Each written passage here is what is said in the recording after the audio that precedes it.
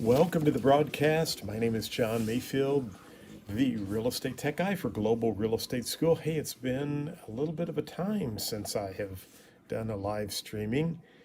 And between the phone ringing and trying to finish a podcast and trying to follow up on some emails, I'm here, but I'm not set up the way I would like to be set up. But that's okay. I wanted to do some actual math problems today, but unfortunately, I forgot to do one thing before we logged in, and so I'm using an iPad that I normally would stream my stream to and do my questions from there. So what I'm going to do is just probably go through some exam questions with you, if that's okay, and just talk to you a little bit about the exam, what's going on. So my water's over there. I should go get it, but we'll keep this kind of brief and short, and just kind of go over a few things with you here. I want to make sure I'm broadcasting loud and clear. So let me come over here very quickly and go to YouTube. Excuse me. Looks like I am broadcasting live here, so we are good to go, and we'll go through some information. First and foremost, I want to tell you that we've had a lot of people signing up through the school, and I want to say thank you so much. I appreciate that. Secondly, I had a few people in this school. It's kind of a complicated, long, drawn out process, but a few people who had emailed me to a specific email address that was, um, I have been able to get almost all of my emails, but if you use this one specific email address that I don't use a lot anymore, about 2 weeks ago, Microsoft put some new security feature in place. I never received an email about it, and my emails weren't being forwarded over to my Google account. And so I had a few people say they were trying to email me and were not able to get a hold of me. So I apologize about that. I have it fixed now. I went through 4 different technical support people until I got Lillian with GoDaddy. And she goes, I know exactly what your problem is. And she said, yeah, they changed something 2 weeks ago and you had to go in and move a button over. So one click of a button and everything's fine now. Anytime you do try to email me and I don't get back with you and quickly, or I'm saying within the hour or two, um, there's a problem. So try to reach out to me by phone or some other method. But I think we have it fixed now. One of the things I pride myself on is trying to get back in touch with my students as quickly as possible. So anyway, and I hope that you can hear me okay, because I am using the microphone off my iPad, and I had my microphone here, but you know how technology is. My iPad uses the C-port dongle, and all I had was a lightning dongle. Technology, it's just like, I know some of you, maybe you have to watch the video again in my course or something doesn't load as quickly as possible, but there goes my phone, so I'm going to try to decline that, and I hope that I haven't lost my signal, so hopefully we're still going okay. That's another thing. You can tell it's been a while since I've actually done this, because I normally put my phone on silent. So anyway, I hope I haven't lost the live stream. I'm going to check real quick just to make certain that we're still there, because sometimes that will do some weird things. So it looks like I'm still going. Okay, let's go through some questions. Enough of that. We need to get right down to business. And I have some questions right here in front of me that I just want to kind of go through with you. Um, and I'll kind of read some of these slowly to you so that you can go through these. And actually, I have some questions that I could stream to, and I think these might be better for us to go over today. So let me fix this very quickly. I'd like to have a visual for you to be able to watch, And so I'm going to jump over here and I'm going to do this. I don't really think I need that one on, but I do need the Switcher Studio.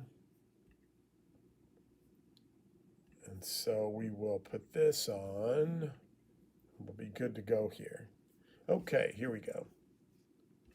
And so I'm going to come down here to my cameras and do the display on the MacBook. And we're good to go. So I am going to go right over here to my email and pull up the link, and then I'm going to broadcast over here. And I think I put together this week 20, well, there's probably 19 exam questions. And if you haven't had a chance to go through these, I'd like to go through these, and then I'll throw a few extras in here as well. So I'm going to go right over here to my desktop. And so I have 19 questions that I've put together for you. And I'm going to for you to go over. Mute my microphone here. So we'll just jump over here. So the first question is this question right here. An agent recently listed a country mansion built in the 1920s, and this resembled what was called an antebellum mansion during the pre-Civil War era. The agent advertised the property as a gracious antebellum mansion for sale. Is this wording permissible? And it's an interesting question. And, we never want to try to tell you word for word what's on the test if we even hear about that. But sometimes it's good to know the concepts or the meanings to reinforce the teaching topic to you. And basically, in a nutshell, what this question means is if you listed a home that was built in that style or a replica, you couldn't say in your advertising that this property is that type of a mansion or that type of a property. Why? Because it wasn't built in that time period. You'd have to use the word an antebellum style mansion, or you'd have to use some kind of wording to say, it looks like that. But you couldn't say that it was that type of property. Does that make sense? So, here's the moral of the story, and we need to know this as real estate professionals. We have to be honest in our advertising. And if something's not an actual, that type of property, don't call it that. Make sure the consumer knows, hey, this is a replica. This is just a home that was built. It's 50 years old, but it's built on that style. Does that make sense? And so going back to that question, the answer, is this wording permissible? And no, I would say no, the agent should have used the wording antebellum style, okay? This is a brand new format of what our questions are. We're revamping the whole look and feel of the course. And one of the things I like about this specific format, you can see here, that bothered me about our current situation is when it gives you the correct or the incorrect answer, it basically covers up the choices that you're looking at, and sometimes the question. And so now you can see here that if you get it right or wrong, I'll miss one on the next so you can see that. You can actually still see the whole question and all of the choices as well as the correct choice. Oh, and by the way, I'm giving audio feedback whether you get it right or you get it wrong as you go through the course. Currently, I have audio feedback if you get it wrong as you go through the course, but I only have audio feedback if you get it for both right and wrong when you review the quiz at the end of the chapter. And I get it. I know how many of us are. You finish the chapter, you want to move on to the next module, and you're not listening to though some of the students are not listening to those choices. And so what happens is you get something right, but you really don't know why you got it right. So now, as you go through the course, students will be forced to listen to my voice. They can always mute me if they want, but I think it will help them to know, did you get that right or wrong? Okay, so just wanted to give you a heads up on this. Now, I'm going to throw a new question in because some of you may have already watched these. Some of my students have already watched these. So here's a question here. A residential home that was built in 1951 is currently on the market. So it's a residential home currently built in 1951 is currently on the market. By federal law, the buyer should be given the what? Well, is it an agency disclosure form? Now remember, the question said by federal law. Agency disclosure forms are generally on a state level. So even though you might want to say, well, yeah, you're supposed to give the agency disclosure form, you got to read these questions carefully. So by federal law, the buyer should be given the Consumer's Guide to Agency Relationships. Well, I don't think that's it. Zoning disclosure form, or lead-based paint disclosure form. Now, it's a residential home that was built in 1951.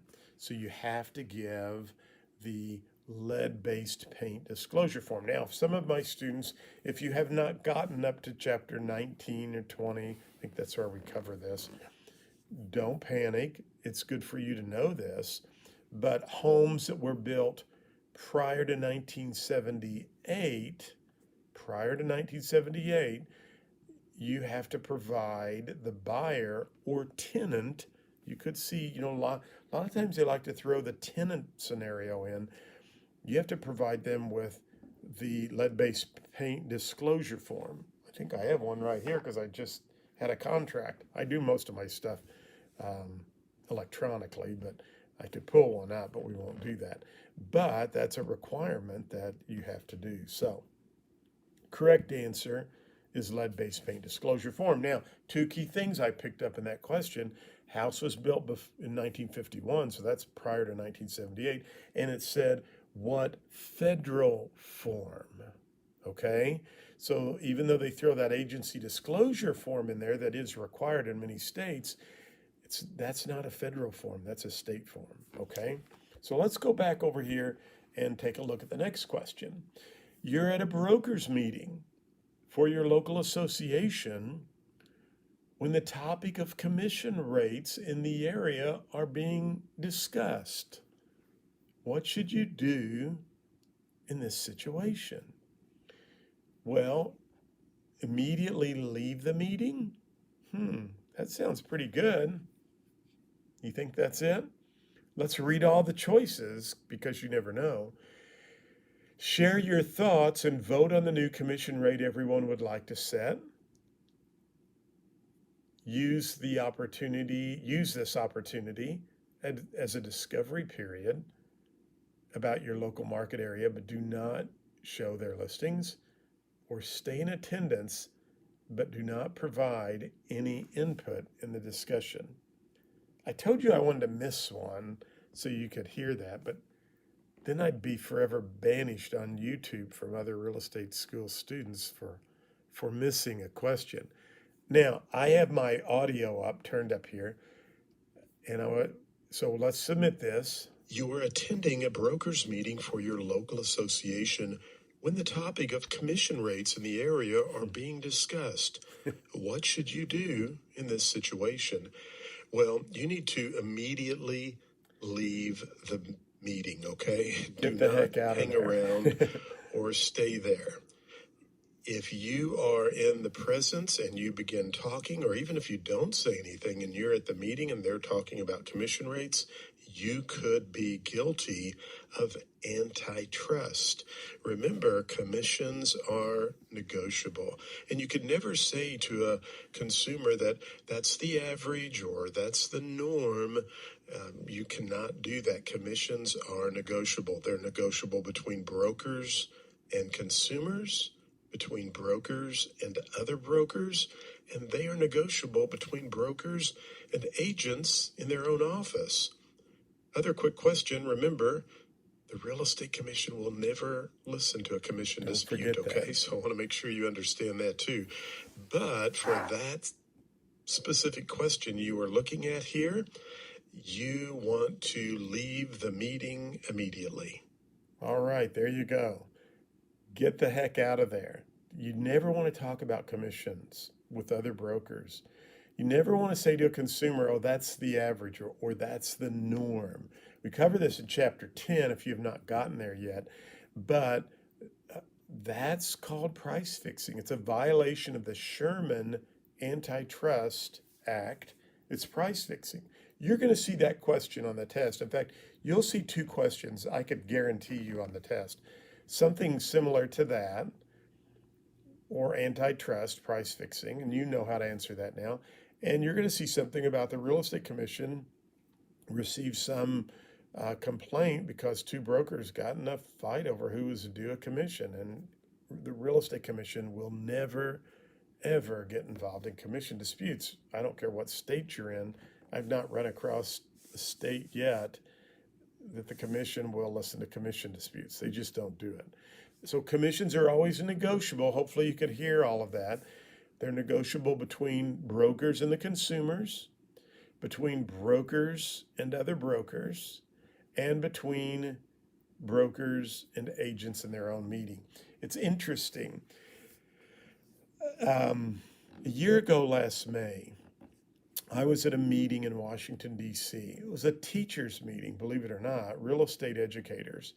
And a gentleman raised his hand and said, "Do you know what they're doing in Toronto?" Because Toronto's been a hot market, although Canada's really suffered during COVID-19. But prior to that, the market was unbelievable. I did some training in Toronto. I go up and occasionally do some training for a large organization up there. And I was teaching them, we were talking about YouTube videos, and they're like,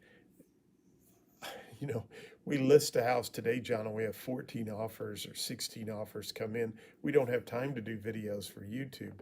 And so, I was like, okay, now what do we talk about? But we talked about a lot of cool things to show what your value is to get listings.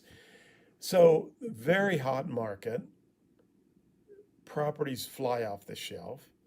So the trend has started being that brokers would put in the MLS, we will pay you $1 as your fee for selling our listing.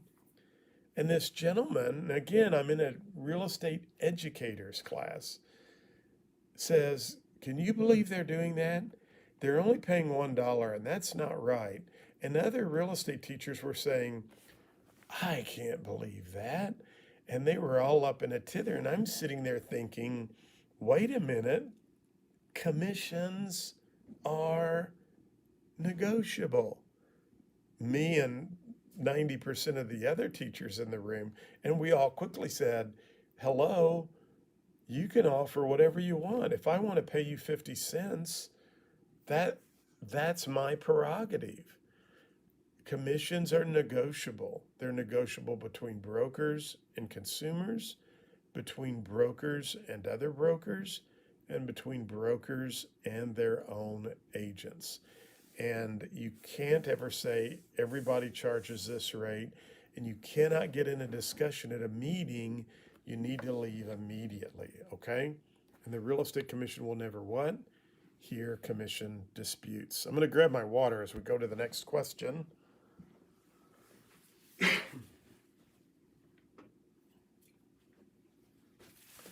So this question says, Davis and Myrtle Jensen. Believe it or not, my middle name is Davis.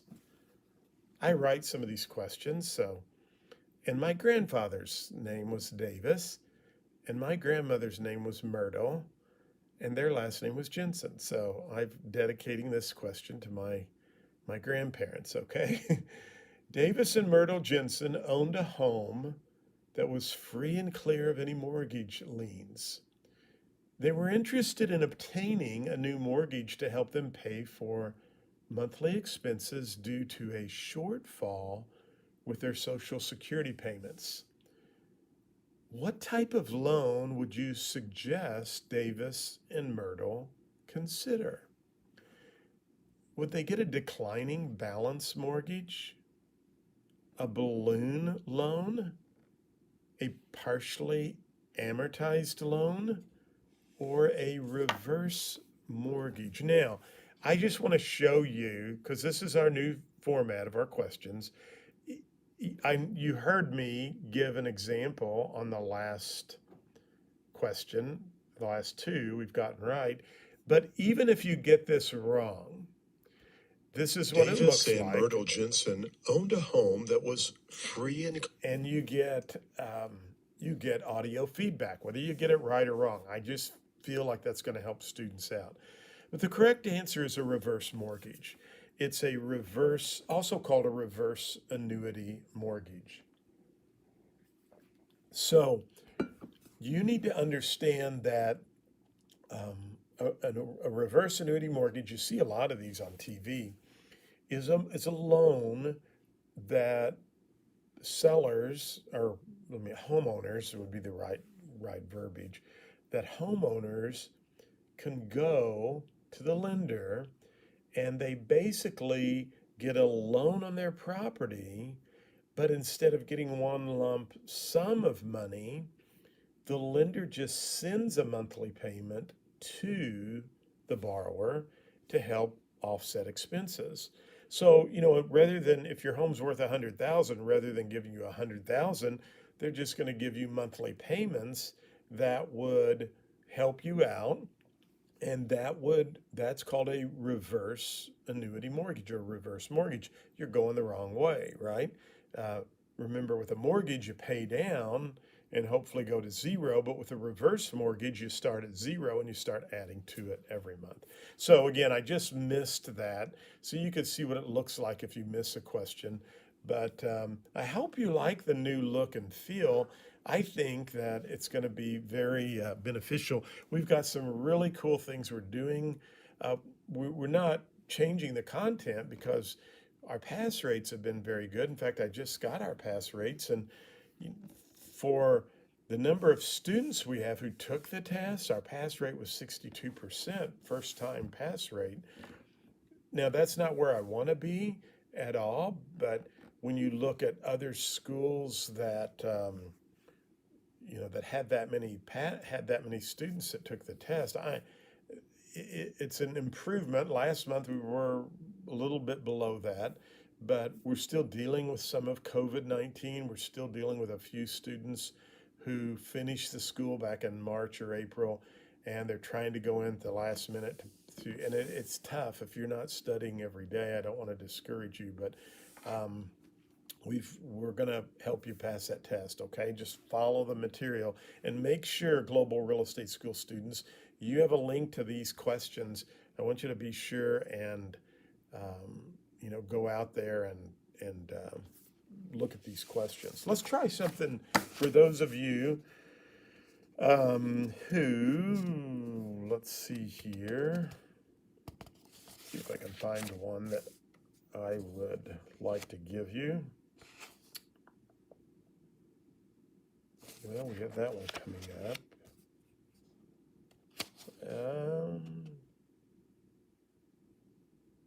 Okay, this is a good one here. We're talking about lead-based paint, and there's a booklet called Protect Your Family from Lead in Your Home. So here, let's do this. Which of the following parties is not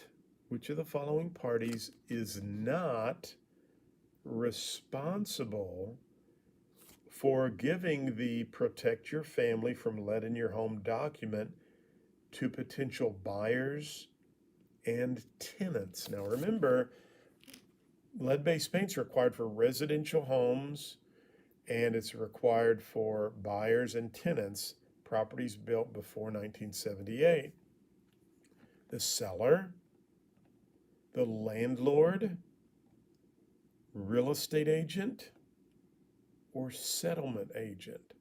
Well, the correct answer is settlement agent. Which of the following is not responsible for giving that booklet?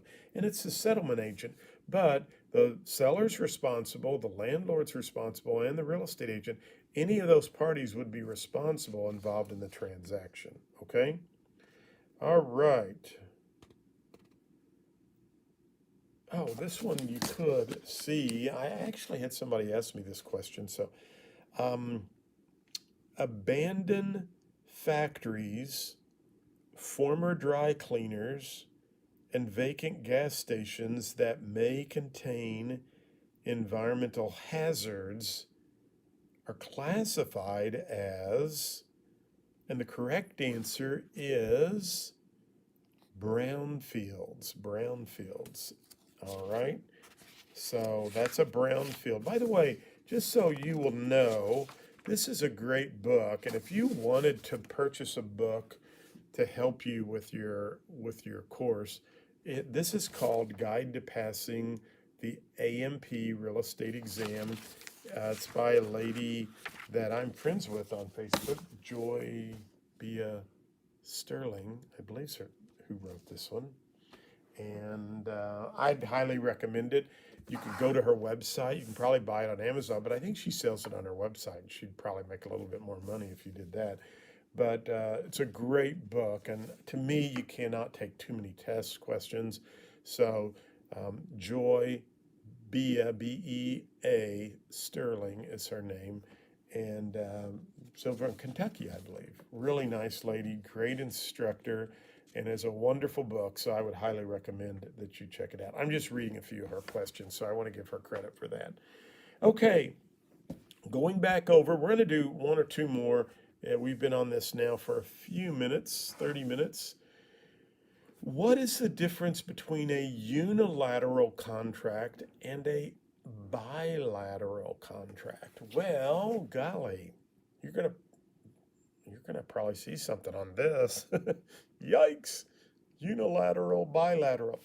Well, a unilateral contract promises on both sides, whereas a bilateral contract promises only on one side. A unilateral contract contains one promise, a promise on one side, whereas a bilateral contract contains promises on both sides. A unilateral contract is an example of a sales contract. A unilateral contract is an example of a sales contract with a contingency clause. That's a tough question. Well, I think a unilateral contract contains a promise on one side, and it does, whereas a bilateral contract contains promises on both sides. Okay? I like to ask those questions. So, which of the following is an example of an option? Well, it's a unilateral contract. Remember, I'm hearing students tell me that they're having a lot of questions on, they're seeing a lot of stuff on options and contracts. So I know that section really good. Can I show you something really quick? Because I have a course I developed, and I'm really proud of it, called My Real Estate Exam Coach. And you get a login. Now it takes you to a different site that I use, and I won't get into the mechanics of that. By the way, notice a lot of our global real estate school students, you actually have access to this. I've got a lot of things that you can access, but My Real Estate Exam Coach, if you purchase it, this shows up at your dashboard as well. And there's a video that shows you how this works right here. But I have broken all of the information down by the testing agency with PSI. So if you did very poorly on contracts or you needed to brush up on contracts, here's the module you want to go into right there. And from this module, you'll be able to go in and you can actually go down and start learning information, just kind of reviewing. By the way, this is all designed for a mobile phone. And then I have these short little videos that tell you different topics. Now, what's really cool with My Real Estate Exam Coach is that right up here, if you just want to go into contracts and watch all the short videos, they're right there. If you did poorly, if you've taken the test and you did poorly on the practice of real estate, you can go and watch all the videos. So it's all broken by content. So you can go through, the big part of the content if you want to go through everything. But if you just want to go through the videos, you can do that as well. And then, by the way, I have review exams throughout the module, but these are all broken down by the category that's on the exam. So again, you can just watch the videos if you want. They're short videos, they're not very long videos. You can even do the same thing with the audios, so you can take this with you and listen to me. And then I also have some digital flashcards that you can, we're working on adding the rest of those there. But I just wanted to give you that quick information there, because if you need to brush up on contracts or you need more help, just check out that My Real Estate Exam Coach. I think it's huge. I have had a number of students who've used that tool and they passed the test. Had a girl just last week, she bought it and she passed the test using it. I had one young man, he must have failed the test 5 or 6 times, and he only had one shot to get it done and get in under the wire, or he was going to have to do it all over again. And he said, I'm just going to call it quits. And so I encouraged him to get this, and he did. And he called me or texted me with a picture of him holding his certificate from the testing agency and said, I did it. And we talked later, and he told me, he said, John, it was My Real Estate Exam Coach is what helped me pass the test. So anyway, just wanted to give you that information. Let's go through one more question, and then we will call it a day. I'm going to actually pull one more from Joyce's book, because I would encourage you to check out her book. Telemarketers are required to check the do not call list every 7 days, 14 days, 31 days, or 60 days. Telemarketers are required to check the do not call list and the correct answer is every 31 days. So if you're a telemarketer, you need to check the do not call list every 31 days. One more topic that goes with that is this. If, get squared away here on my chair, if you had a listing and it expired, so you have a listing, it expires. The sellers whose listing you had which expired are on the do not call list, okay? How many days or months can you contact those sellers whose listing you had that expired? In fact, how many days can anyone in your office call them, okay? And the correct answer is 18 months. If you've had a previous business relationship, your company, then anyone in your office could call those sellers, even if they're on the do not call list, for up to 18 months. Why? Because you had a previous business relationship with them. They had their house listed with you. How often do telemarketers need to check the do not call registry list? Every 31 days. All right. Well, we went through a lot of questions there, 40 minutes or so. And I'm going to try to do some more live streaming this week. I'm going to try to get back now that it's getting winter and a little cooler. Try to do this more often. Just to wrap up very quickly, Global Real Estate School students, keep studying hard. You have access to all of 19 of those questions. You need the link for that, so be sure and check that out. You definitely want to go through those questions, okay?